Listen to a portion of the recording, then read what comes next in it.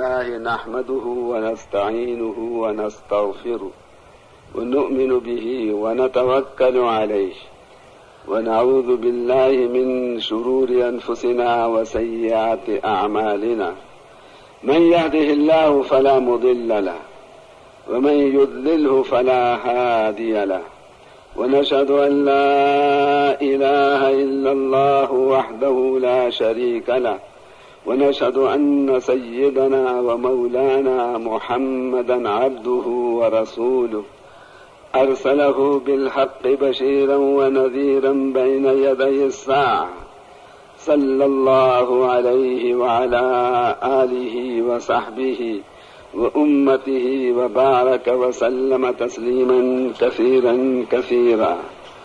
أما بعد فقد قال الله تبارك وتعالى: وكذلك جعلناكم أمة وسطا لتكونوا شهداء على الناس ويكون الرسول عليكم شهيدا. وقال الله تبارك وتعالى: وممن خلقنا أمة يهدون بالحق وبه يعدلون. وقال الله تبارك وتعالى: كنتم خير أمة أخرجت للناس تأمرون بالمعروف وتنهون عن المنكر. وقال رسول الله صلى الله عليه وسلم: إنما الأعمال بالنيات وإنما لكل امرئ ما نوى. فمن كانت هجرته إلى الله وإلى رسوله فهجرته إلى الله ورسوله ومن كانت هجرته إلى دنيا يصيبها أو امرأة ينكحها فهجرته إلى ما هاجر إليه أو كما قال. اما بعد، میرے بھائیوں اور دوستوں اور بزرگوں، اللہ ہی نے اس کائنات کو بنایا اور اللہ ہی نے انسان کو بنایا، اور اللہ نے بتایا کہ ایک انسان اس ساری کائنات سے زیادہ قیمتی ہے۔ کیوں زیادہ قیمتی ہے ایک انسان؟ کیونکہ انسان کو اللہ نے ہمیشہ رہنے کے لیے پیدا فرمایا ہے۔ جگہ اس کی بدلتی رہیں گی لیکن یہ ختم نہیں ہوگا۔ اس کائنات کو اللہ نے ختم ہونے کے لیے بنایا ہے۔ قیامت کے دن اللہ زمین آسمان یہ سارا ختم کر دیں گے۔ کائنات کی ابتدا بھی ہے، کائنات کی انتہا بھی ہے۔ اللہ تعالیٰ کی کوئی ابتدا نہیں، اللہ کی کوئی انتہا نہیں۔ انسان کو اللہ نے درمیان کا بنایا۔ انسان کی ابتدا تو ہے، لم یکن شیئا مذکورا، ایک وقت ایسا گزرا کہ ہم نہیں تھے، معدوم تھے بالکل، لیکن جو انسان پیدا ہو گیا اب اس کی انتہا نہیں ہے۔ جگہ بدلتا رہے گا، کبھی اس دنیا میں، کبھی عالم برزخ میں، کبھی میدان محشر میں، پھر یا جنت میں رہے گا یا دوزخ میں رہے گا۔ ہر انسان کے لیے اللہ نے دوزخ میں بھی جگہ بنائی ہے اور ہر انسان کے لیے اللہ نے جنت میں بھی جگہ بنائی ہے۔ سارے انسان دوزخ میں جائیں تو سب کے لیے جگہ ہے، سارے انسان جنت میں جائیں سب کے لیے جنت میں بھی جگہ ہے۔ تو اللہ تعالیٰ انسان کو ہمیشہ باقی رکھیں گے، اس کی انتہا نہیں۔ اس وجہ سے انسان ہم بن گئے، ہمارا انسان بننا ہمیں بہت زیادہ خطرناک حالت میں لے آیا ہے۔ اگر کل کو اللہ کا فضل ہو گیا اور اللہ نے ہمیں جنت میں پہنچا دیا پھر تو ہم ہمیشہ کے لیے کامیاب، اور اگر اللہ نہ کرے اللہ کا فضل شامل حال نہ ہوا اور دوزخ میں جانے کا ہمارا فیصلہ ہو گیا تو ہم سے زیادہ بدقسمت اور کوئی مخلوق میں سے نہیں ہوگا۔ اسی لیے ایک اللہ والے سے کسی کافر بادشاہ نے پوچھا کہ تم بہتر ہو یا میرا یہ کتا بہتر ہے؟ فرمایا اگر کل میں جنت میں چلا گیا تو میں اس کتے سے بہتر ہوں، یہ جنت میں نہیں جائے گا، اور کل اگر اللہ نے میرے دوزخ میں جانے کا فیصلہ کیا تو یہ کتا مجھ سے اچھا ہے کیونکہ یہ دوزخ میں نہیں جائے گا۔ تو ہمارا انسان بن جانا ہمیں بہت خطرناک حالت پر لے کر آیا ہے۔ ہمارے دونوں احتمال ہیں۔ اب اللہ تعالیٰ نے ہی اپنی طرف سے دین اسلام بنا کر دیا انسانوں کو، جو زندگی گزارنے کا وہ طریقہ ہے جو اللہ کا بنایا ہوا ہے۔ جب یہ طریقہ سارا کا سارا مسلمانوں میں آ جاتا ہے تو اللہ مسلمانوں کے اس دنیا کے حالات بھی اچھے بنا دیتے ہیں، ان کی آخرت کے بھی حالات اچھے بنا دیتے ہیں، بلکہ دوسرے انسانوں کے حالات بھی اس دنیا کے بہتر ہو جاتے ہیں، بلکہ جانوروں کے حالات بھی بہتر ہو جاتے ہیں۔ اور جب ان مسلمانوں میں دین اسلام والا طریقہ نہیں رہتا تو میرے بھائیوں پھر اللہ تعالی مسلمانوں کی اس دنیا کے حالات بھی پریشانی والے بنا دیتے ہیں، دوسرے انسانوں کے حالات بھی پریشانی والے ہو جاتے ہیں، بلکہ جانوروں کے حالات بھی پریشانی والے ہو جاتے ہیں۔ اس لیے آج ساری دنیا مصائب کا گھر بنی ہوئی ہے اور سارے انسان پریشانیوں میں گرفتار ہیں۔ اس کی واحد وجہ یہ ہے کہ مسلمانوں نے اللہ کے بتائے ہوئے دین اسلام کو پوری طرح اختیار نہیں کر رکھا، دین کا کچھ حصہ ہے اور دین کا اکثر حصہ ان مسلمانوں نے چھوڑ دیا ہے، جس کی وجہ سے اللہ نے پریشانیوں کے دروازے پہ دروازے کھولے ہوئے ہیں اور ان کو کوئی طاقت ٹھیک نہیں کر سکتی، نہ مسلمانوں کے حالات کو نہ دوسروں کے حالات کو۔ اس کے لیے واحد راستہ یہ ہے کہ مسلمانوں میں پورا کا پورا دین آ جائے اور رسول پاک علیہ الصلوۃ والسلام کی امتی ہونے کے اعتبار سے جو ان کی ذمہ داری ہے، اس ذمہ داری کو ساری امت اپنی ذمہ داری سمجھے اور اس کو اپنا اصل کام بنائے اور اصل کام بنا کر اس کے تقاضوں کو فوقیت دے، اپنے گھر کے تقاضوں پر، اپنے کاروبار کے تقاضوں پر۔ اب اس کے لیے رسول پاک علیہ الصلوۃ والسلام سے پہلے اللہ نے دین اسلام پر چلنے کے لیے نور ہدایت کو سبب بنایا ہے۔ جس کے دل میں نور ہدایت ہوگا وہ اللہ کے پورے دین پہ چلے گا، پورا نور ہدایت ہوگا پورے دین پہ چلے گا، تھوڑا نور ہدایت دل میں ہوگا تو تھوڑا دین پہ چلے گا، اور اگر دل میں نور ہدایت نہیں ہوگا تو وہ انسان اللہ کے دین پہ نہیں چل سکتا۔ دین پر عمل کرنے میں نہ ملک کی ضرورت ہے نہ مال کی ضرورت ہے، نہ ملک کی ضرورت ہے نہ مال کی ضرورت ہے۔ مال کے بغیر بھی انسان اللہ کے پورے دین پہ چل سکتا ہے، ملک کے بغیر بھی انسان اللہ کے پورے دین پہ چل سکتا ہے۔ دین اسلام پر عمل کرنے کے لیے نور ہدایت کی ضرورت ہے۔ جب انسان کے دل میں نور ہدایت آ جاتا ہے تو اس انسان کے اندر پورے دین پہ چلنے کی استعداد پیدا ہو جاتی ہے۔ اب اللہ تعالیٰ نے ہدایت دینا، گمراہ کرنا اپنے قبضے میں رکھا ہے۔ کذالک یضل اللہ من یشاء ویہدی من یشاء، اللہ جسے چاہے گمراہ کر دے، اللہ جسے چاہے ہدایت دے دے۔ اب ہدایت دینے کے لیے اللہ تعالیٰ نے اس دنیا کو دارالاسباب بنایا ہے، جیسے اور کاموں کے لیے اللہ نے سبب بنائے ہیں، ایسے اللہ نے انسانوں کو ہدایت دینے کے لیے نبیوں کی محنت کو سبب بنایا ہے۔ اللہ نے پہلے 1,24,000 نبی بھیجے، وہ سب کے سب ہدایت کی محنت لے کر آئے، اور جو ہدایت کے نبی محنت لے کر آتا اس محنت کو کرتا، ان کی امت کو اللہ ہدایت دیتے، وہ اللہ کے دین پہ عمل کرتے اور پھر اس کے بعد کامیاب، کامران، خوشحال ہو جاتے۔ جب اللہ کے وہ نبی چلے جاتے تو ہدایت کی محنت بھی نبی کے ساتھ چلی جاتی اور لوگوں کے دلوں سے ہدایت کا نور نکلنے لگتا، لوگ اللہ کے دین پہ چلنا چھوڑ دیتے، پریشان، مصیبتوں میں گرفتار اور تکلیفوں میں مبتلا ہو جاتے۔ اللہ اسی قوم میں ایک اور نبی بھیج دیا کرتے۔ تو پہلے اللہ تعالیٰ کا دستور یہ رہا کہ ہر قوم کے لیے الگ نبی اور ہر قوم میں آگے پیچھے کئی نبی آتے، لیکن جب اللہ تعالیٰ نے ہمارے نبی پاک حضرت محمد صلی اللہ علیہ وسلم کو اس دنیا میں مبعوث فرمایا، اللہ نے اپنا پہلے طریقے میں 2 تبدیلیاں فرمائیں۔ ایک تبدیلی تو یہ فرمائی کہ اللہ تعالیٰ کا فیصلہ ہے کہ حضور اکرم صلی اللہ علیہ وسلم کے بعد اب کسی کو نبوت نہیں دی جائے گی، اللہ نے آپ کو آخری نبی بنایا، اور اللہ نے آپ کو قیامت تک کے لیے نبی بنایا. اور دوسری بات اللہ تعالیٰ نے یہ فرمائی کہ اور نبی تو ہر نبی اپنی قوم کے لیے آتا، ہمارے نبی پاک حضرت محمد صلی اللہ علیہ وسلم کو اللہ تعالیٰ نے تمام اقوام عالم کے لیے نبی بنا کر بھیجا. قل یا ایھا الناس انی رسول اللہ الیکم جمیعا.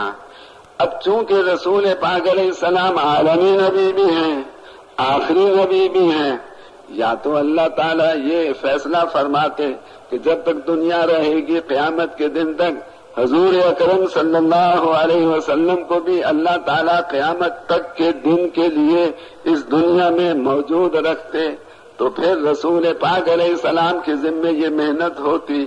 آپ اس محنت کو کرتے کرتے جب ہمارے ملک میں تشریف لاتے، ہم آپ کی نصرت کرتے. جب آپ چلے جاتے ہمارے ملک سے آگے دوسرے ملک میں، تو پھر ہمارے ذمے آپ کی نصرت نہ رہتی.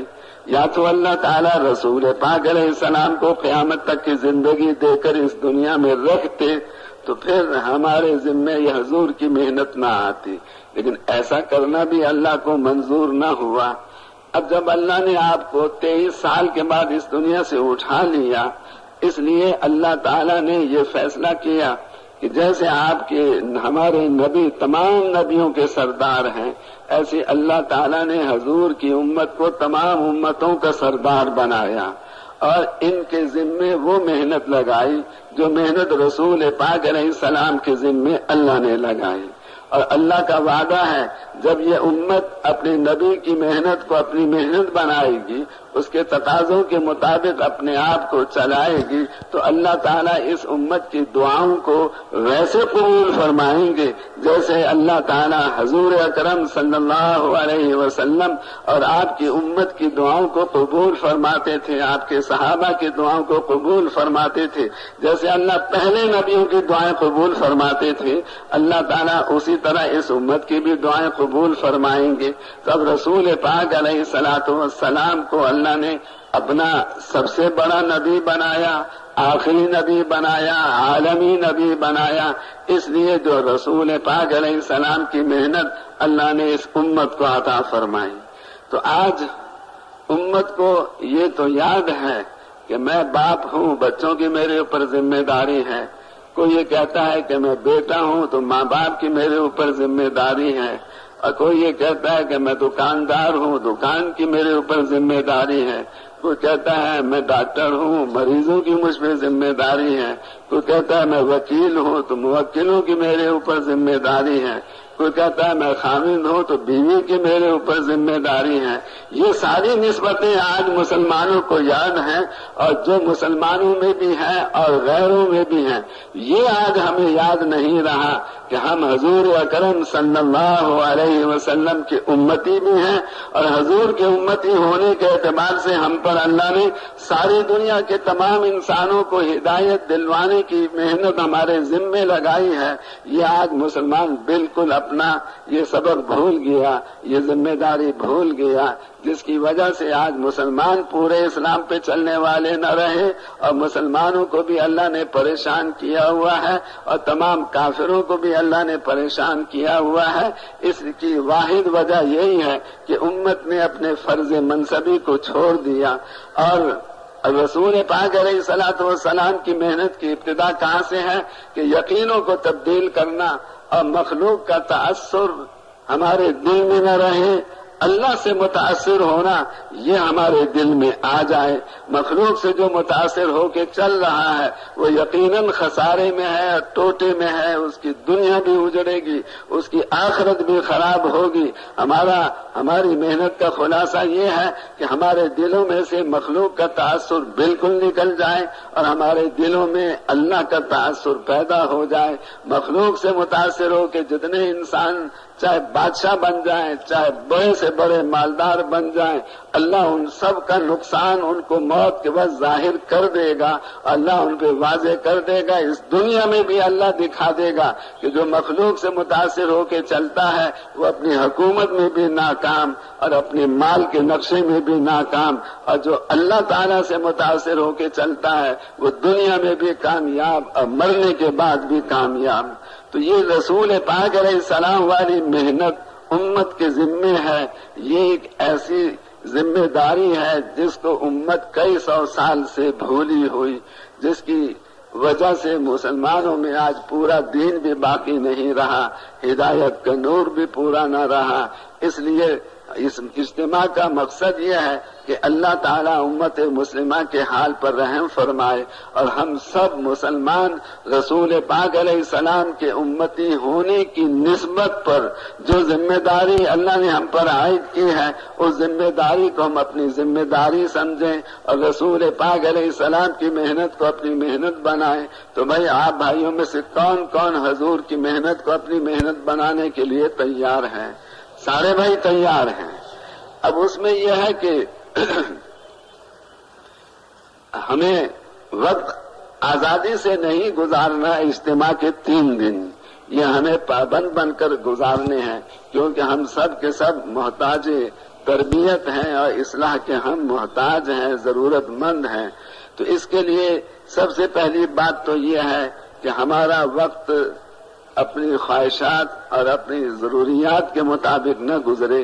جو اس اجتماع میں جس مقصد کے لیے ہمیں بلایا گیا ہے اس مقصد کے تحت میں ہمارا سارا وقت گزرے.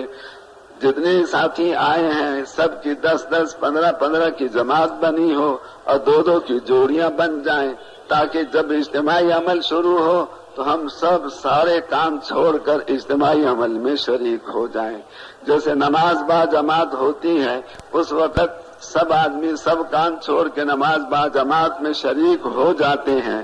ایسے جب بھی کوئی اجتماعی عمل ہو، کسی نماز کے بعد بیان ہو یا تعلیم کا حلقہ ہو یا اور کوئی عمل اجتماعی ہو، ہم سب کے سب اس اجتماعی عمل میں پوری طرح سے شریک ہو جائیں. اور پھر جب ایک اجتماعی عمل سے ہم فارغ ہوں تو اگلا جو اجتماعی عمل آنے والا ہے اس اگلے اجتماعی عمل تک کا جو وقت ہے وہ ہم ایک دوسرے کو اس بات پر لانے کی محنت میں خرچ کریں کہ رسول پاک علیہ السلام کے امتی ہونے کے اعتبار سے جو محنت اور جو ذمہ داری اللہ نے ہمیں عطا فرمائی ہے اس محنت اور ذمہ داری کو ہم ویسے اختیار کریں جیسے رسول پاک علیہ السلام کے زمانے میں صحابہ کے نام نے اختیار فرمایا. اور اس کے لیے اب تک جو ہم ایسا نہ کر سکے اس پہ ہم اللہ سے توبہ استغفار بھی کریں اور ساری امت کو توبہ استغفار پر لے کر آئیں کہ جو ہمارے ذمہ اللہ نے ذمہ داری عطا فرمائی تھی وہ ہم کما حق ہو نہیں ادا کر سکے، یا تو توجہ ہی نہیں کی یا توجہ کی تو ہم نے پوری توجہ نہ کی. اس پہ ہمیں سب کو توبہ استغفار کرنا چاہیے. کریں گے بھائی انشاءاللہ. اور دوسری پھر ساری امت کو بھی توبہ استغفار پہ لانا ہے.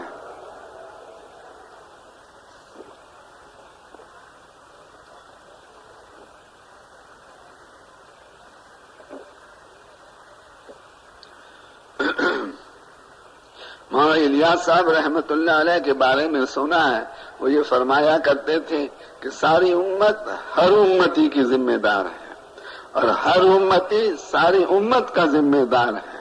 یہ دونوں طرف کی بات ہے. ساری امت ہر امتی کی ذمہ دار ہے اور ہر امتی ساری امت کا ذمہ دار ہے. تو یہ جو ذمہ داری اور اس کے تقاضوں کے مطابق ہم نے اب تک اپنی زندگی نہ گزاری، اس پہ ہم سب کو توبہ اور استغفار کرنے کی بہت زیادہ ضرورت ہے. اب اس میں پھر یہ ہے کہ جب اجتماعی عمل ختم ہو تو ہم یا تو ایک دوسرے پر محنت کریں، ایک دوسرے سے اختلاط کریں، ان کو مزید اس محنت کو اپنی محنت بنانے کے لیے آمادہ کریں، تیار کریں اور قربانی دینے والا بھی بنائیں کہ جو اس اجتماع میں آ گیا ہے وہ نقد اللہ کے راستے میں نکل جائے 4 مہینے کے لیے، اور اگر 4 مہینے لگا چکا ہے تو 7 مہینے 1 سال کے لیے، اور جو اب تک 4 مہینے کے لیے نہیں نکلا وہ 4 مہینے کے لیے نکل جائے. جتنا زیادہ خروج ہمارے اس اجتماع سے ہوگا اتنا زیادہ ہمارا یہ اجتماع کامیاب ہوگا. اور اس میں پھر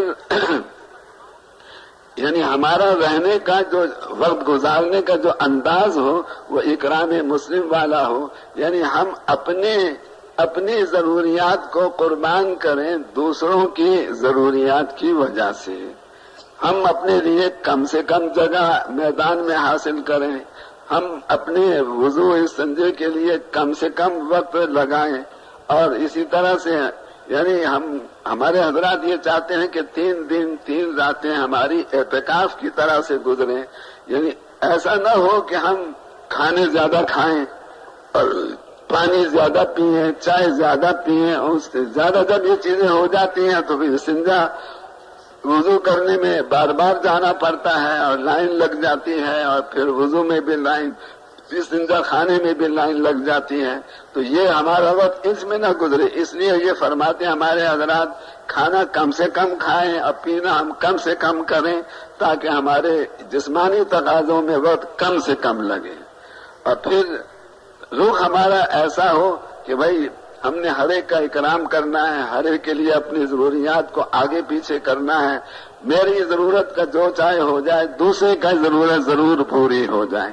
تو ہمارا ایک دوسرے کے ساتھ اکرام کا معاملہ ہو، اور پھر یعنی دعوت اور تبلیغ کی بنیاد حقیقت میں اس پر ہے کہ اگلے کی آخرت کے نقصان کو دیکھ کے پریشان بے چین ہو جانا اور ترس آنے لگے ہمیں، یعنی ہمیں جتنے کافر ہیں ان پہ بھی ترس آنے لگے کہ یہ سارے کے سارے انسان مریں گے کفر پر تو ہمیشہ کے لیے دوزخ میں جائیں گے۔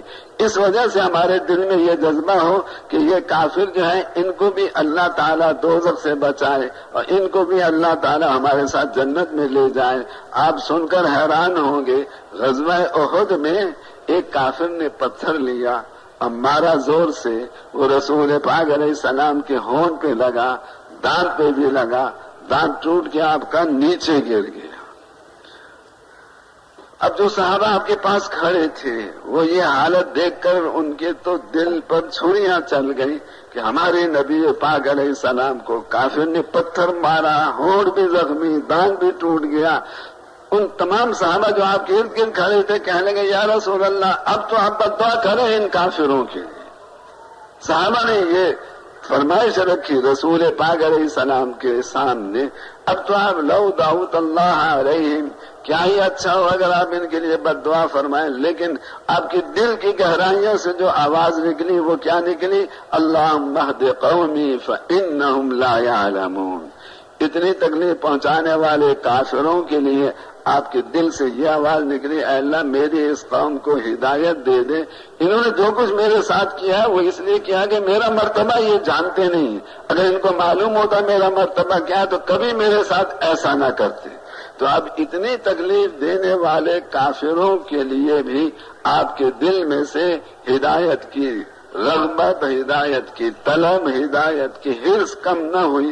اس لیے رسول پاک علیہ الصلوۃ والسلام کے لیے قرآن مجید میں جو اللہ نے الفاظ استعمال فرمائے ہیں وہ حریص علیکم وما اکثر الناس ولو حرصت بمؤمنین وان تحرص علی ھداھم۔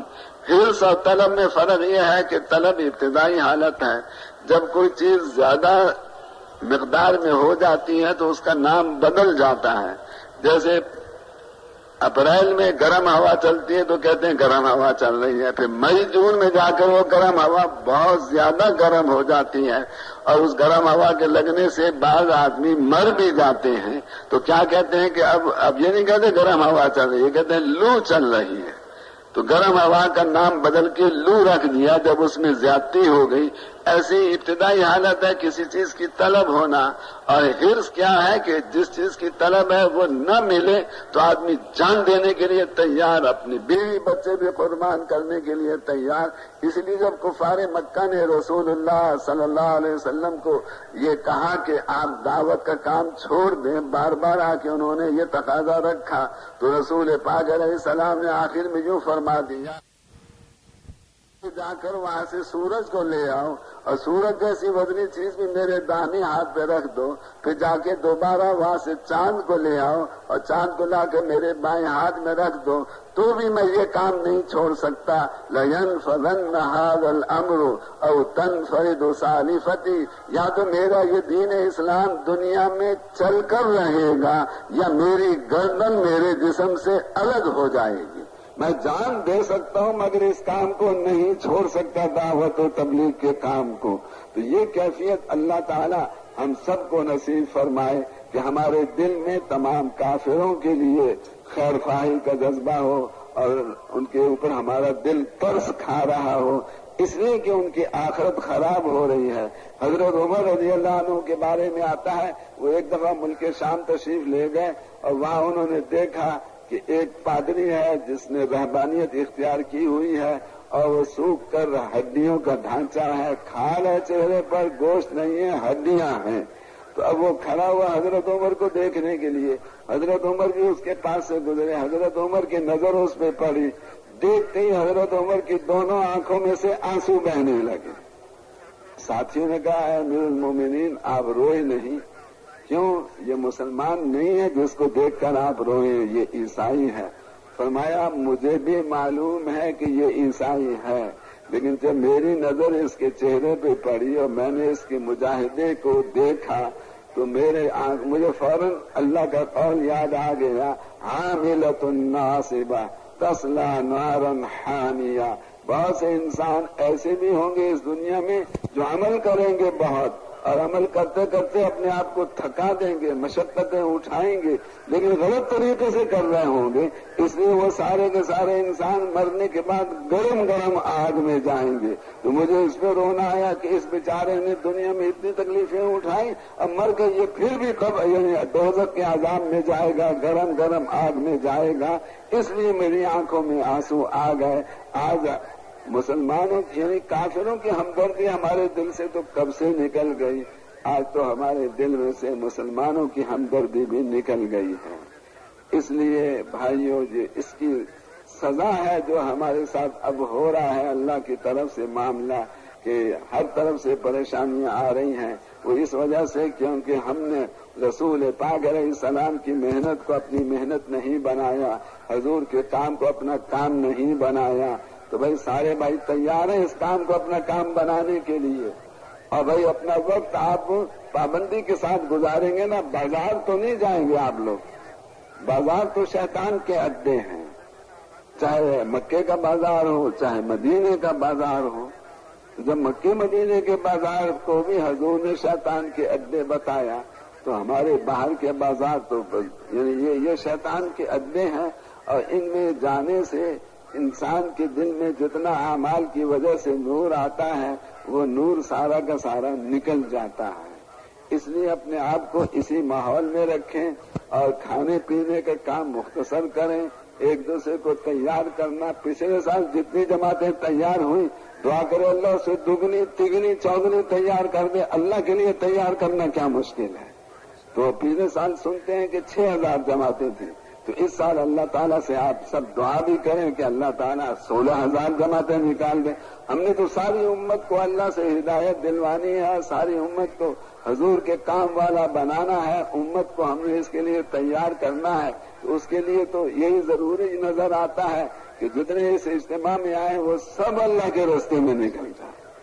ایک دن ایسا بھی آئے گا کہ جو اجتماع میں شریک ہوگا انشاءاللہ نقد اللہ کے راستے میں چاہے 3 دن کے لیے نکلے، لیکن آنے والا سارا مجمع اللہ کے راستے میں نکل جائے۔ تو یہ اس کے لیے ضروری ہے کہ ہم سب اپنے فکر کو بھی اسی جگہ کا پابند رکھیں۔